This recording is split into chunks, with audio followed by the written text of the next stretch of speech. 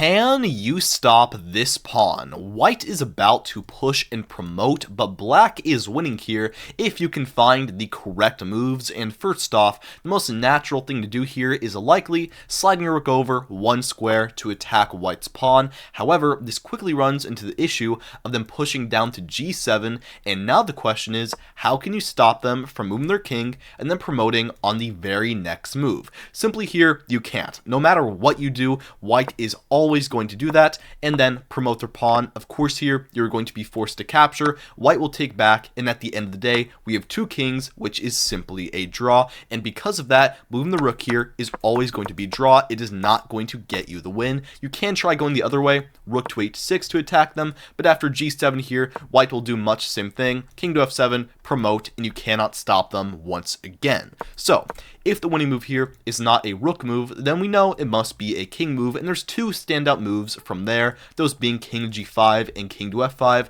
both of which attack white's pawn. But what is the difference between them, because they of course look very similar? Let's take a look at king to f5 first. If you play this, then here white can play king to f7 first in this case to protect their pawn, but not too much else changes. Once again, they're going to push, promote, you cannot stop them, and this is a draw. So then what is different about king to g5 here? Well, after king to f7, once again, by the way, if they play king g7 here, then we have a very easy win, rook to h6, and we capture their pawn. After white plays king to f7, what you do not want to do in this case is actually now play rook to h6 and attack them. Instead, you want to run your king all the way in to h6, which really pressures white's pawn and takes away some very valuable squares. After white pushes again, you can now play the key check, rook to f5 here. Attacking white's king, the only way they can try to keep the defense of their pawn, other than king to e6, which quickly fails, to rook g5 and you easily win it,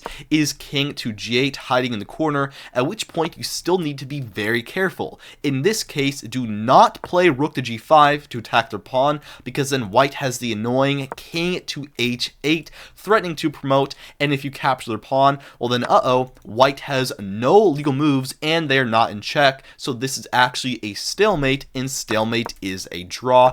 Instead, you want to play the precise king to g6. That way, white moves their king over. You play this check, they move their king, rook to h7 here, they move their king once again, and finally, you capture the pawn, and you are completely winning.